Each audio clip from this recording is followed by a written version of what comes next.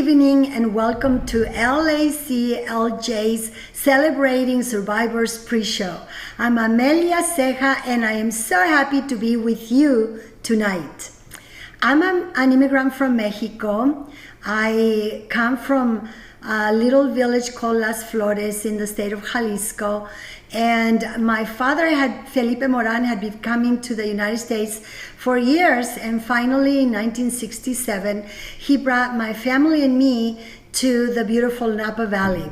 He was a vineyard foreman and it was September, so I was introduced to grape growing, picking grapes, and I fell in love. I fell in love with how sweet the grapes right off the vine are. And I knew that day that eventually I was going to have a vineyard of my own. Someday, I didn't speak a word of English, yet my father really encouraged me.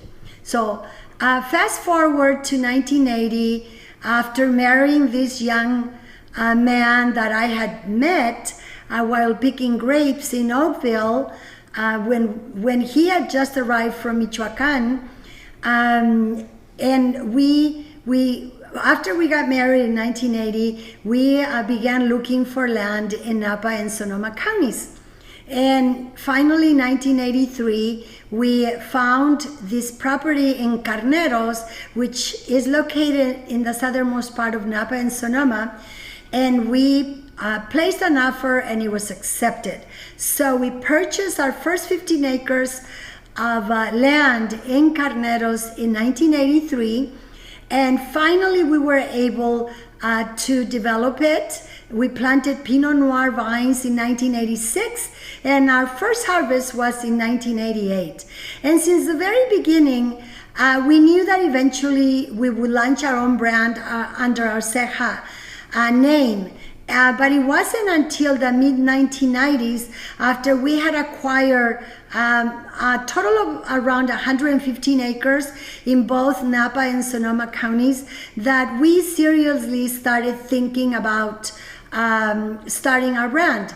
But it wasn't until 1999 when I left my job at a renowned winery here in Napa that I started working full-time in founding the Articles of Incorporation for our brand, which was named Ceja Vineyards.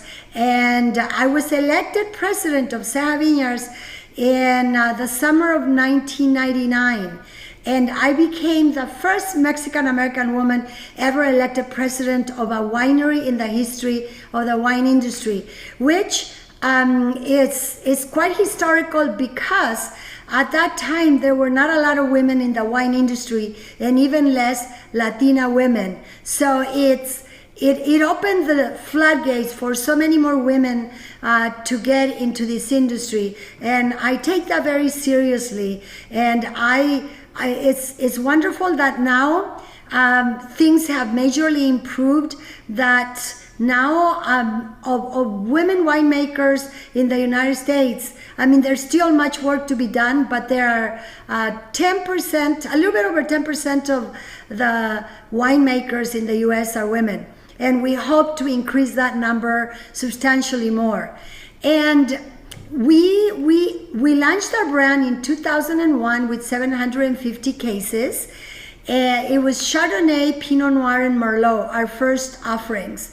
And so this year, we're actually going to be celebrating the 20th anniversary of launching our brand.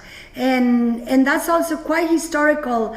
And we invite you to come and visit us now that we have been able to reopen our wine tasting room in Sonoma. And we'll be celebrating our 20th anniversary in August, so August 14th. So if you want to come and join us, it will be really great to meet you so that we can toast in person.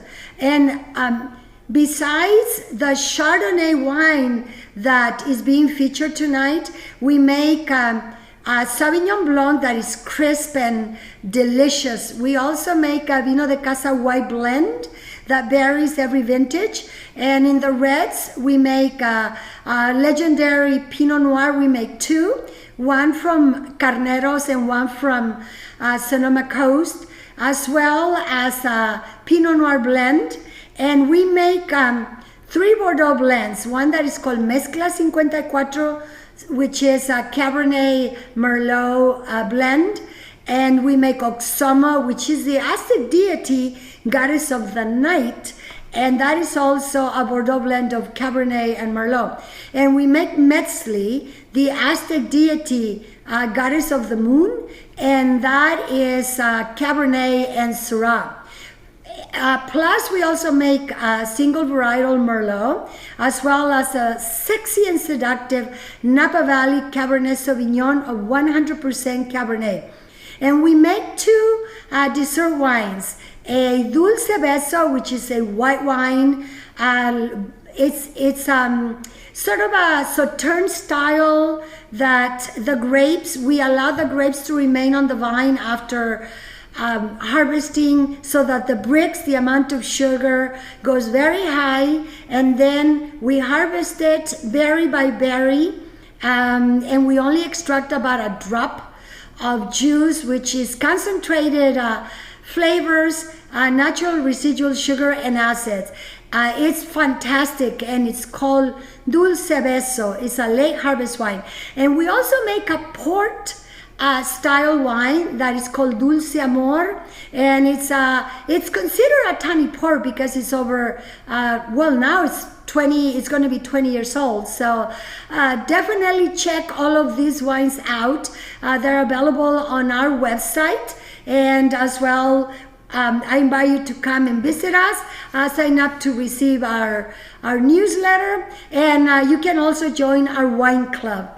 And we have been instrumental in raising a lot of awareness about the plight of farm workers here within the wine country community. And also we've been able to raise a lot of funds through the trade associations that we belong to. So we care very deeply about not just about our business, and but also we want to make sure that everyone alongside that we also do our share to elevate everyone. And for me personally, children and women and education, farm workers' housing are very important, and we want to make sure that farm workers are not exposed to harmful anything. So since the very first vines that we planted back in 1986, we farm sustainably. We utilize cover crops to bring back nutrients into the soil, so that it also helps with the beneficial insects. And then we put that cover crop back into the soil to bring back nutrients to the soil.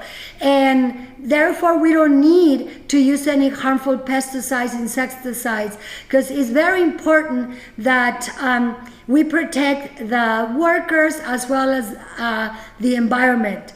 And we've been working also, well, I was invited to go to Washington, D.C. to advocate for farm workers, because since 1992, the farm workers protection standards hadn't been revised. So in 2015, I went to Washington, D.C., and it was fortunate that a new revised and better worker protection standard was established, and that makes me very, very proud. And we're all in this together, and for us, everything revolves around our family and our community. And during this very challenging last year, we've spent a lot of time just with our immediate family. So we've done what we know how to do best: enjoy amazing cuisine paired with our wines. And if you have a chance, check out our social media platforms, because we have amazing recipes. And last year, since March 31st till the end of December of 2020, we actually had a weekly live show on Facebook Live titled Taco Tuesday Vino y Más. So I invite you to check it out because you're going to see amazing recipes, authentic Mexican recipes paired with wine. I love, you don't need to prepare an elaborate meal to enjoy wine. I love even just watching a movie and having some chips and salsa paired with our Vino de Casa red blend. Or just whatever your favorite bites are, make sure you incorporate a glass of vino because it's really wonderful because the food tastes better with wine, and the food brings all of those nuances that you didn't even know existed when you have a glass of wine with it. And I'm just so excited to partner and to support the LACLJ because of its work with survivors of domestic violence and sexual abuse, as well as for its work on survivors of immigrant survivors, as well as its help for low-income families.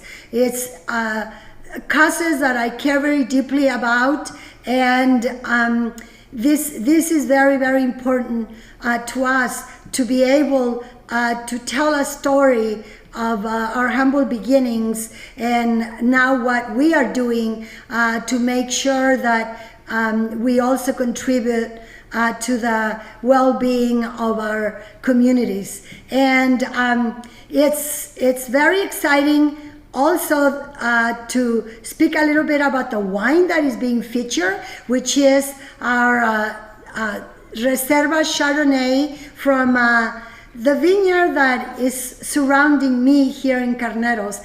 And even though it is barrel fermented, we use French oak judiciously, so it's all French oak, but it's all neutral. That means it's been used. So what the aromas that you get and the flavors of this wine, it's actually due to the true fruit variety, and it's non-malolactic, but it is early aged, so you have this amazing crisp acidity, but it is so rich and creamy, but it's not buttery. And it's a wonderful wine that you can enjoy even with food that might have a spice component, like enchiladas suizas, chicken enchiladas suizas, or, oh my gosh, I love pozole. Pozole, whether it's red or green, with Ceja Chardonnay, it's a perfect culinary marriage. But don't ever listen to anyone. Listen to your taste. And you should enjoy whatever wine you like with whatever food you like, as I do, because one should only please one's palate. But this is very exciting because now I get to invite everyone to get this wonderful event started. And it is, we must raise a glass to with me in honor of all the incredible survivors you'll hear from tonight, and the amazing honorees being recognized, and to the Los Angeles Center for Law and Justice, and all the impactful work they are doing in the community. And I can't wait to toast with you in person. Let's get the party started. Salud!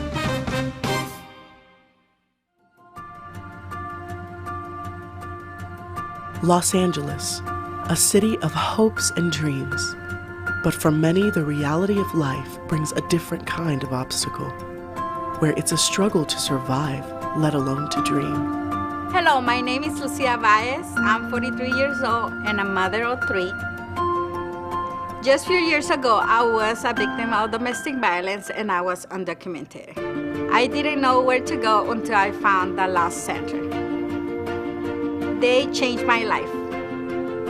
At the Los Angeles Center for Law and Justice, we provide free family and immigration law services for survivors of domestic violence and sexual assault. A nonprofit law firm, we assist survivors during their most painful moments through the entire process of achieving justice. But services don't stop with a court order. Our team of social workers connects clients to therapy, shelter, and housing. My name is Aidel Carmona. I'm 24 years old, and I'm a survivor of domestic violence and a mother of a 2-year-old. Before I got help, I was in an abusive relationship with my son's father. I was really confused once it started to get physical. I needed to figure out who to turn to, where to go to find out information on how to go about our situation. And I got referred to someone from LACLJ, and they were able to help me out and put me on the right path. If it weren't for the center, I really don't know where I'd be today. My son could have lost his mom. Since receiving the help with LACLJ, I've been able to pursue one of my dreams, which is dancing. And for all the help that LACLJ has given us, I'll be forever grateful. We represent the countless people who have received help from LACLJ. So we ask you, Please, help support their efforts. We all need a chance to live, a chance to survive, and maybe even one day, a chance to dream. The Los Angeles Center for Law and Justice, empowering survivors to create their own future. Visit laclj.org to learn more and give. Good evening and welcome to the 2021 Los Angeles Center for Law and Justice Gala as we celebrate survivors. And now, please welcome your host for the evening, Christina Perez. Good evening and welcome to the Los Angeles Center for Law and Justice's 48th Annual Awards Gala, celebrating survivors. My name is Christina Perez and it is my absolute pleasure to be your host this evening. Thank you so very much for joining us. We are here to support the work of the Los Angeles Center for Law and Justice on behalf of survivors of domestic violence and sexual assault. In a year like no other, the incredible team at LACLJ has continued to help survivors find safety, justice, and more hopeful futures for themselves and their family. Tonight, we have the opportunity to support survivors and give them the community and legal resources they need to secure justice. You'll be hearing from two amazing women, both mothers, both survivors, who have overcome incredible challenges to create a new life for themselves and their children. Thank you for being with us this evening and celebrating their strength and resilience. We are also here to recognize the generous work of tonight's honorees, the Honorable Thomas Trent Lewis and Wilkinson Steckloff. Both honorees have demonstrated a steadfast commitment to the community, and we thank them for their amazing work. It's been an incredibly difficult year, as we all know. So we are so thankful that some of our speakers are able to be safely in the same room tonight after being fully vaccinated. I also want to take time to recognize our top sponsors because we could not do it without you.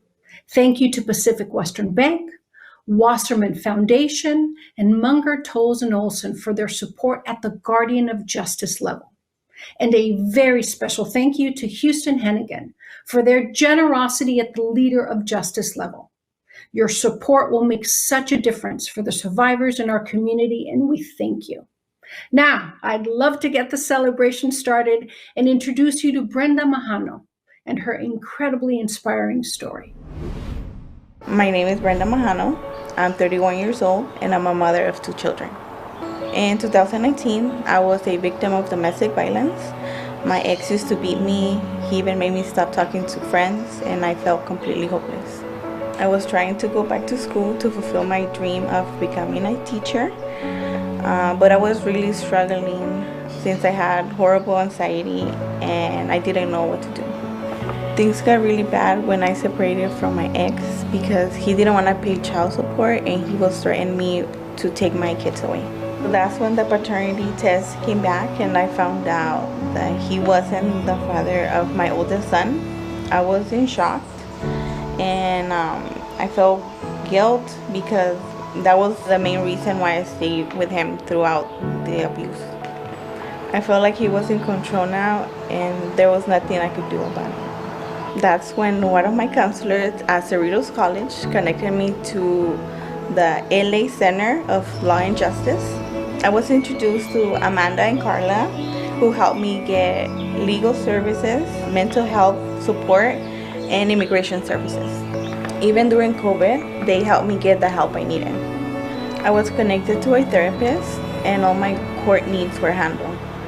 Through the help of LACLJ, I won a judgment against my ex. I won full custody of my kids, and now he's paying child support. I felt powerless and alone before, but today I feel like for the first time I have my own identity. Now I feel in control, I feel empowered, and I want my story to be an example for others that are struggling. Even if you feel you have no hope, even if you have a complex situation, just know that there's somewhere that you can turn. LACLJ helped rescue me when I had nowhere to turn. And thanks to them, I'm pursuing my dream of becoming a teacher today. I really hope others hear my story and get help like I did. And maybe there are people out there who will see this video and be inspired to support LACLJ and champion their cause. Without the Los Angeles Center for Law and Justice, I don't know where my life will be today. For the first time in years, I can finally breathe. I can finally smile. My name is Brenda Mahano. This is my story. Now go support LACLJ. Wow, thanks Brenda for sharing your story with us. Brenda's story is incredible. The greatest honor in serving on the LACLJ board is getting to be a part of these amazing survivors' journeys and starting a new life.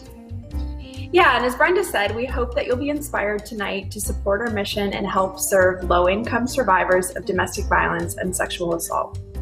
Hey Kristen, I support our mission. So how can I give tonight? Well, that's great. It's easy with our text to give feature. All you need is a smartphone. Okay, I'm ready. All right. Well, open your message app and send a text to 41444.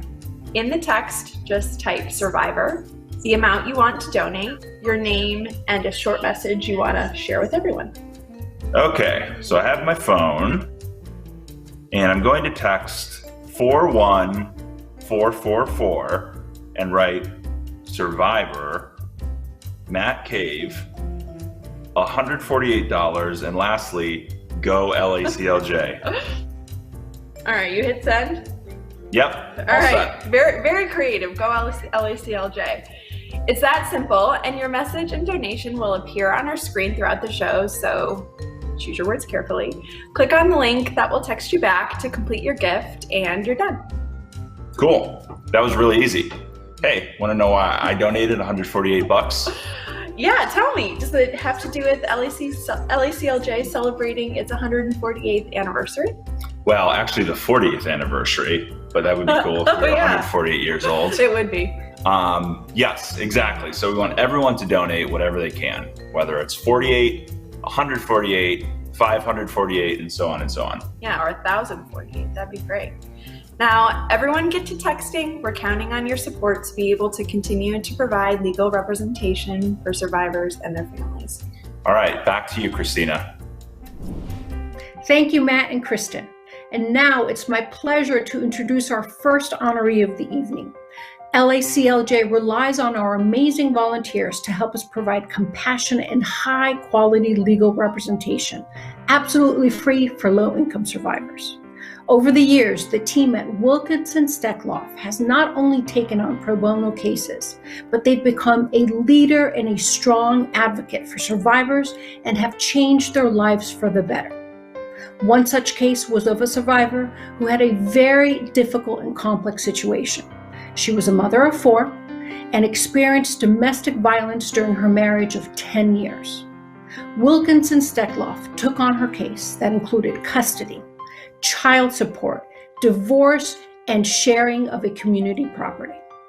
Roxy and Rahul represented the survivor in this long trial and were able to procure the court to grant our client sole legal and physical custody of her children.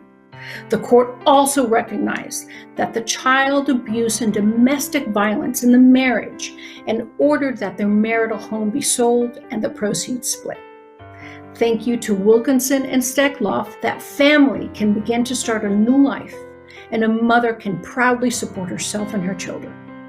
On behalf of all of us at LACLJ, I thank you for your incredible generosity and present you the 2021 Pro Bono Partner of the Year Award to Wilkinson Steckloff.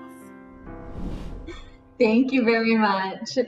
Thank you very much. We are honored to accept this award from LACLJ on behalf of Wilkinson Steckloff. LACLJ does amazing work for thousands of Angelinos every year, and we are proud to be a part of their pro bono network. Absolutely. As I'm sure everyone watching this live stream knows, there are so many domestic violence restraining order petitions filed every single year, and just a small fraction of those petitioners are represented by counsel, making what LACLJ and this pro bono network do all the more important. Definitely. And I think our case is a good example of why counsel in these cases is so important. There were decades worth of facts to go through. There were third-party subpoenas, depositions, contentious motions practice, and even opposing counsel at trial. Exactly, which is why we were so glad to be able to help our client throughout this whole process. And we really do have to take a moment to thank our client, Ruth, for being so wonderful to work with.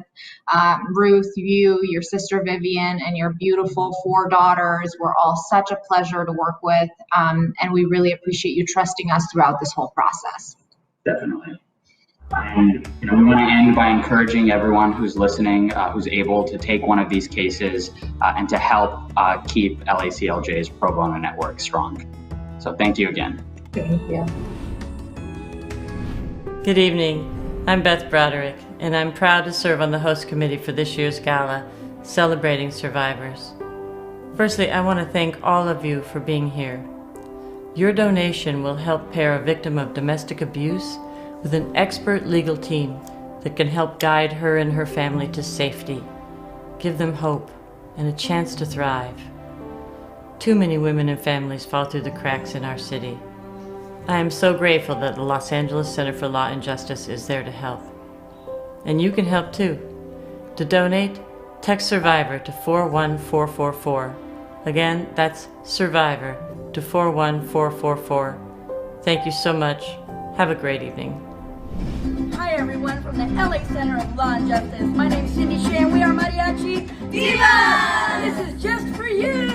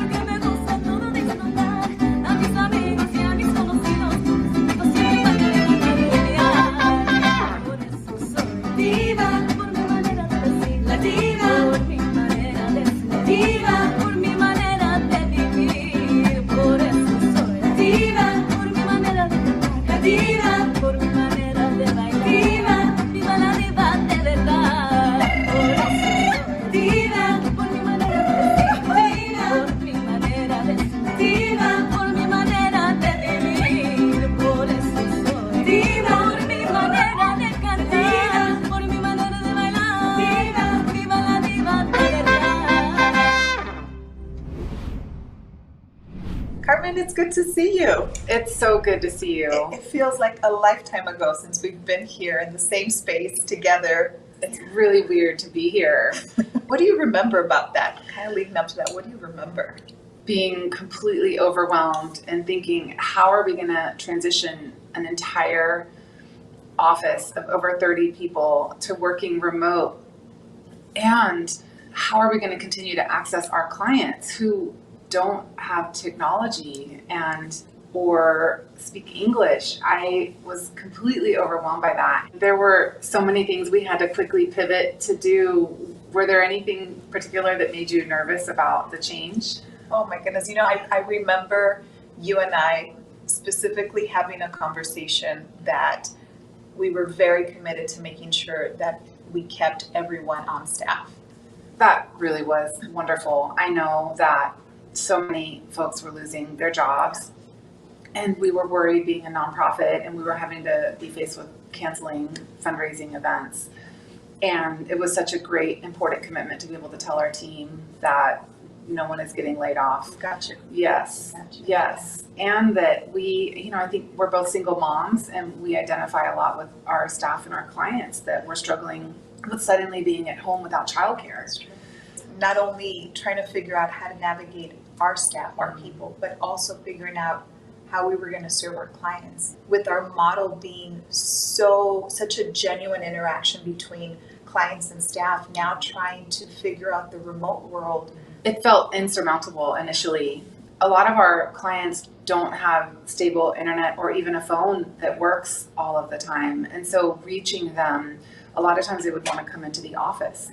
The big hurdle became that our clients who are already not safe at home were trapped at home. And LA Police Department lobbies closed. Our office closed. Schools closed, which were often a place where abuse was identified. And so it was literally the worst nightmare for many of our clients.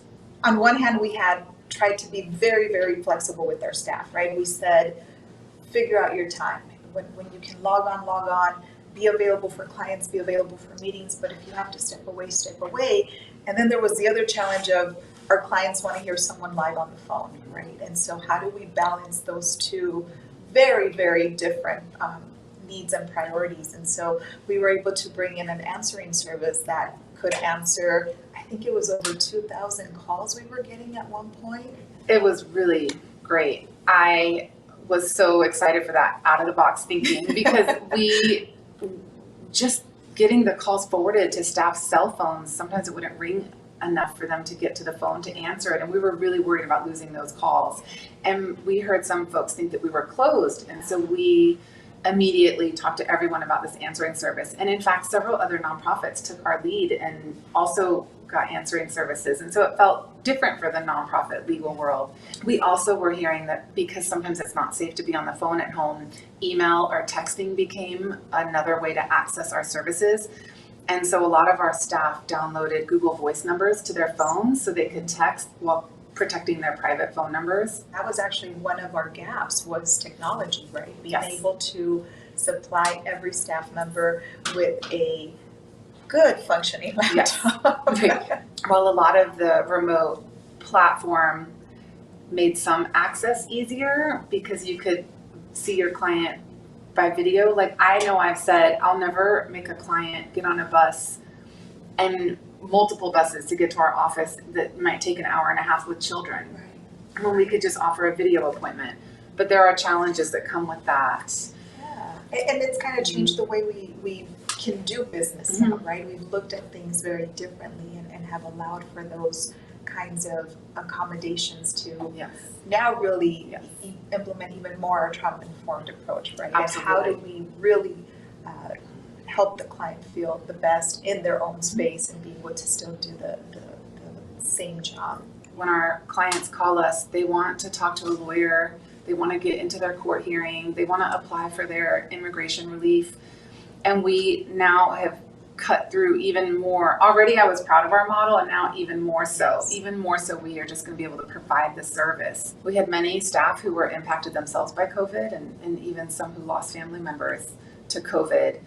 And so we also were trying to support our own team through that. And even one of our attorneys at one point had a client who was detained in an immigration detention center where COVID numbers were spiking.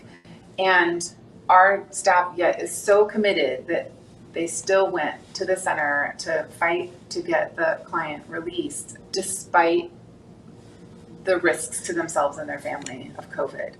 What does support look like, right? What is it that they need to feel supported? Is it more events that we come together and host? We really tried to be responsive, and it was great that we could be honest about it and say maybe less video calls right now. Less funky events, hats and crazy stuff. Hello, I'm Noah Wiley, and on behalf of this year's host committee, I would like to thank you for joining us this evening and supporting the work of the LACLJ. In LA County, less than 10% of survivors have legal representation when they go to court to access a restraining order. A restraining order means so much more than a piece of paper to a survivor. It means recognition that the violence that they experienced was wrong. It means an opportunity to live without fear of being hurt. It's justice being served.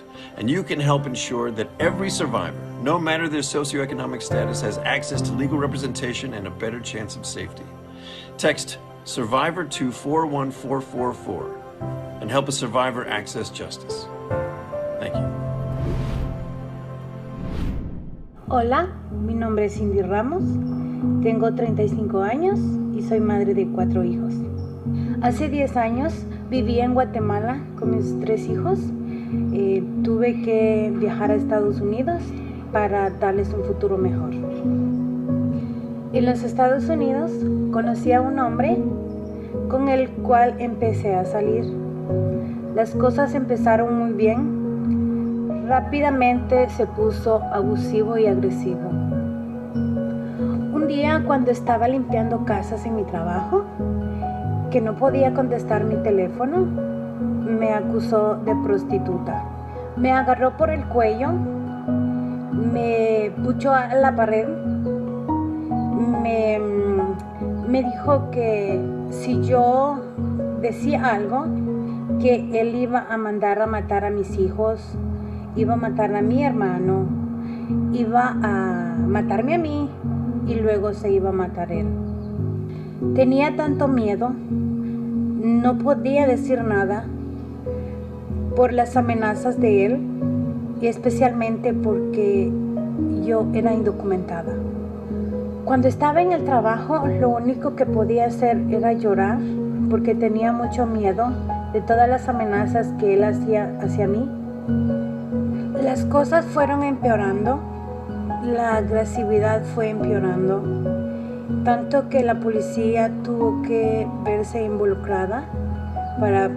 Él se dio a la fuga, pero finalmente la policía lo encontró. A través de la policía, fui referida para recibir terapias en el 2015. Fue entonces cuando mi trabajadora social me conectó al Centro de Ley y Justicia y entonces mi vida cambió. Con la ayuda del Centro de Ley y Justicia solicité mi permiso de trabajo y una visa U. Ahora estoy en la lista de espera de mi visa U. En octubre del 2020 pude obtener mi permiso de trabajo gracias al Centro de Ley y Justicia. Gracias al centro he podido conseguir un mejor trabajo y tengo ahora la esperanza de que pueda reunirme con mis hijos, que hace ya 10 años que no los veo. Antes de recibir ayuda, siempre viví con miedo a ser discriminada, a ser juzgada, miedo a ser deportada, miedo que no podía vivir tranquila, y todo eso dependió del miedo que ese hombre inculcó hacia mí. El ser indocumentada no significa que usted no merezca protección. El Centro de Ley y Justicia me demostró eso y mucho más.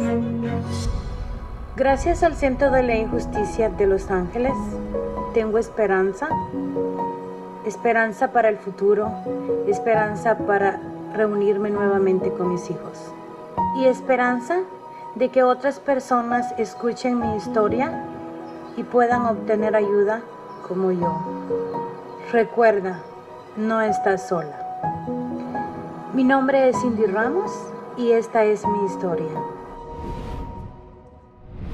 I'm really excited to introduce our justice nominee, Judge Thomas Trent Lewis. I remember when our board members suggested Judge Lewis, and I wholeheartedly agreed. I remember being in Judge Lewis's courtroom back in 2006 when I was a baby lawyer and getting terribly beaten up by evidentiary objections from opposing counsel. And Judge Lewis admonished him and had said something like, if we continued to delay the trial, he would order us back in court every day until we finished. Judge Lewis also spoke a couple years back about the importance for having trauma-informed lawyers and trauma-informed courtrooms and understanding trauma. He was a certified family law specialist. He knew the area of law, and it was really helpful to not have to educate the bench on the law when we represented clients in front of him in court. And so his background in family law plus his commitment to trauma-informed lawyering is why I am so very honored to present our Justice Award to Judge Thomas Trent Lewis. Okay, well, thank you, Carmen. I guess I'll open my award now and see what you have for me. And I really appreciate everybody at the Los Angeles Center for Law and Justice recognizing me. And it came with a nice note, and I appreciate that. And here's the award, which is a beautiful Lucite award. I don't think you're going to be able to read it on camera, but there it is. It's very pretty, and I have just the right place for it with some other very important honors that I've received along the way. But I have to say that this award is especially important to me for three reasons. One, of course, the recognition for which I'm humbled and honored to join organizations like the Los Angeles Center for Law and Justice because of the work that it does. And secondly, because of the great respect that I have for the Los Angeles Center for Law and Justice, mostly because they help our most vulnerable populations, especially in Southern California. And then third, I'd like to just reflect on a couple of things. So I have grandchildren, two, who are half Irish American like me and my wife, through my mom, and also half Guatemalan. And I think about those girls all the time, that there, but by the grace of God, they might be subjected to some of the difficulties that the Los Angeles Center for Law and Justice helps to preserve, especially in the Hispanic community, quite frankly. The demographics of the population it serves is particularly important. The second thing that I'd like to just reflect on is the concept of who is my neighbor. And my great mentor taught me to recognize the answer to the lawyer's question, who is my neighbor, was the parable of the Good Samaritan. And I think that charity is really reaching out to others in need. And what population is more in need than the population served by the Los Angeles Center for Law and Justice? And then lastly, in terms of reflection, I think it's interesting to note the word charity. The word charity really, as we use the word, has its roots as extending help to another in need who's lacking in means. Extending help to another in need who's lacking in means. And what organization does a better job of that than the Los Angeles Center for Law and Justice? In my view, there isn't. And it's such an important organization. And while I'm the honoree today, it's my honor, candidly, and it's a humbling honor indeed to be here, to recognize the important work. And but for that I'm Judge Lewis, I would be more than happy to, of course, encourage you with regard to giving, but I'm not allowed to do that. But I can say this: where do you show that you stand for law and justice? How do you show that you know who your neighbor is? What effort will you make to extend charitable love towards others? So I encourage you with those words. I'm encouraged by them, and I wish you all the very best, and God bless. And thank you very much. Good evening, DB Sweeney here, and I'd like to remind you to text SURVIVOR to 41444 and help low-income survivors access life-changing services in our community. Tonight we're celebrating LACLJ's 48 years of service, helping families overcome challenges and thrive in LA. It's been a rough patch for everyone lately, but even more so for victims of domestic violence. So please give. Whether it's $48 or $1,048, every gift will make a profound impact on a family in need. Thank you. Thank you, DB Sweeney. What an incredible night full of hope and inspiration. It is so important for us to continue supporting the work of LACLJ. Our program is almost over, so this is your last chance tonight to make a donation via text to give. I want to thank all of you who have already made a gift to LACLJ. And those of you who have not yet, this is your time. It's really so easy by making a text donation on your cell phone by texting SURVIVOR to 41444. Let me repeat that. You text SURVIVOR to 41444. It has been an honor being here with you tonight and sharing space with our amazing survivors and our incredibly dedicated honorees. Thank you for joining us, and let's close out the night with another incredible performance from our most talented supporters. Have an amazing evening.